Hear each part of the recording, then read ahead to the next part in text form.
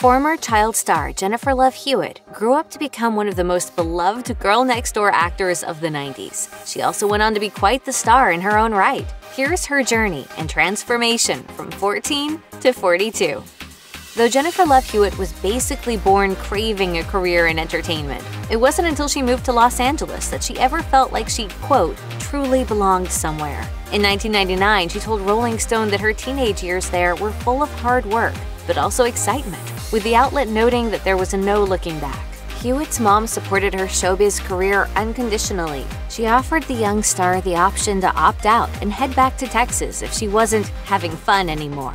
But Hewitt was living her best life and enjoyed some moderate success in the meantime. She starred in short-lived dramas like McKenna and The Birds of Paradise, alongside notable 90s teen star Seth Green in the latter.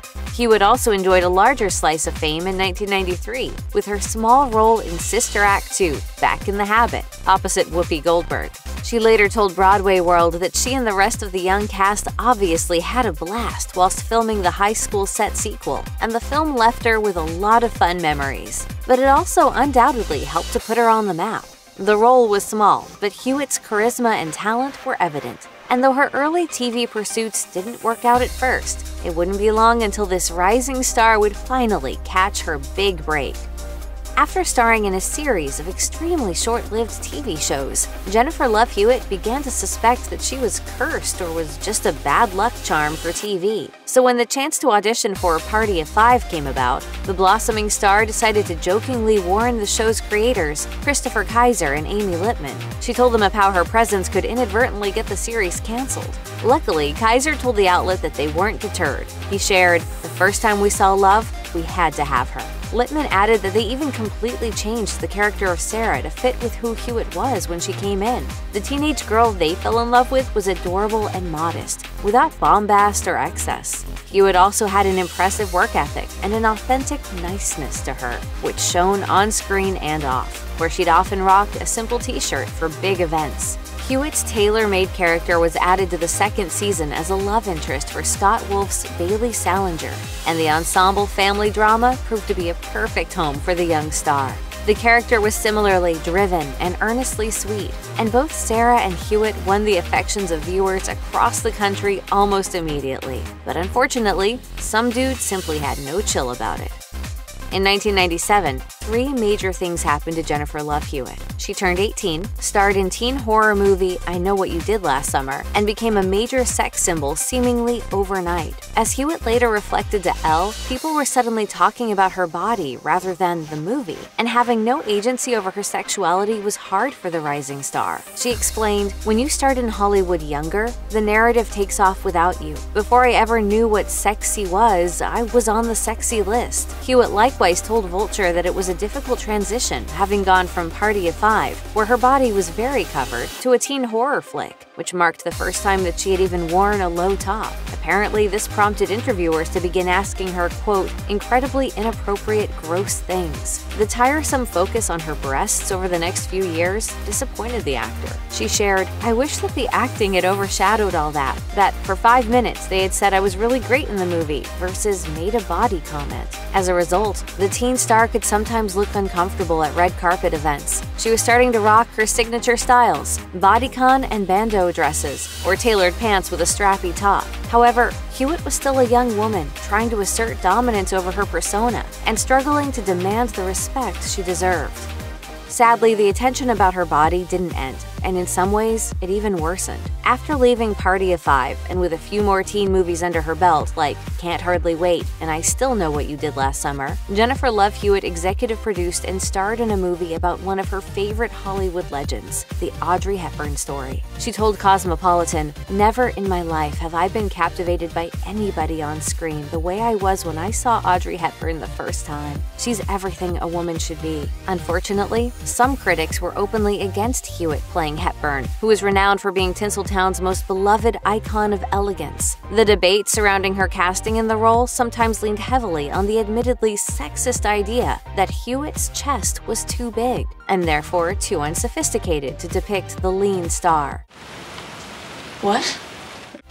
Hewitt challenged these critics by taking to several red carpets looking the embodiment of class and sophistication in a range of gorgeously tailored gowns. Though reviews were mixed for the Audrey Hepburn story, Hewitt was nonetheless taking a stronger helm of her narrative, her sexuality, and her career. Playing one half of a mother-daughter con team opposite Sigourney Weaver, Heartbreakers was the transitional comedy vehicle for which Jennifer Love Hewitt had been waiting. Though the 2001 movie was met with mixed reviews, the Party of Five alums' ability to keep up with a cast of Hollywood heavyweights like Weaver was impressive. As Hewitt later told Vulture, the character of Paige gave her the chance to express elements of where she was at during that time in her life. She shared their similarities, still young at heart with lots to learn and moving into her own sexuality and who she wanted to be as a woman. Her performance is confident in the film, and so is her wardrobe, on screen and off. Heartbreakers established Hewitt as the bodycon queen of Tinseltown, but was she finally asserting the skin-tight look for her own enjoyment and power? Speaking to Cinema.com at the time, Hewitt mused how her character uses her body and her sexuality to hide the fact she's really a 23-year-old insecure girl trying to figure out her life. This element of the film may have resonated with the star herself, who had long been frustrated with how her talents and career were being overshadowed by her body. As Hewitt told the website, things were going to change. She said, "I want to try to focus less on my figure and more on my ability because I think that's important." Part of Jennifer Love Hewitt's master plan to reclaim her reputation and focus on her other abilities surely factored into her returning to her musical roots. With the 2002 release of her fourth studio album, Bare Naked, Hewitt was able to reconnect with herself. She told UPI that music had an advantage over acting in nurturing her sense of self, saying, "When I'm acting, I spend 14 hours a day and months at a time being someone else. When I'm singing, I just get to be me." Bare Naked was the biggest push in Hewitt's musical career to date. Her pop rock style followed suit, and black, skin-tight, rock chick chic became her everyday uniform. It was sexy, sure, but it was also tough. This wasn't an accessible, Maxim-friendly, girl-next-door centerfold look. It was a style that embraced her looks with confidence in her own way. Sadly, the album was poorly received, and the usual sexist criticisms abounded. Slant trashed the album for being, quote, jangly girl pop, arguably a great vibe for girls, but maybe not for aging male music critics. Meanwhile, Entertainment Weekly criticized Hewitt for posing semi-nude on the cover while crooning suggestive lyrics. The outlet argued, "Such an attitude doesn't make her a bad girl, it just makes her bad."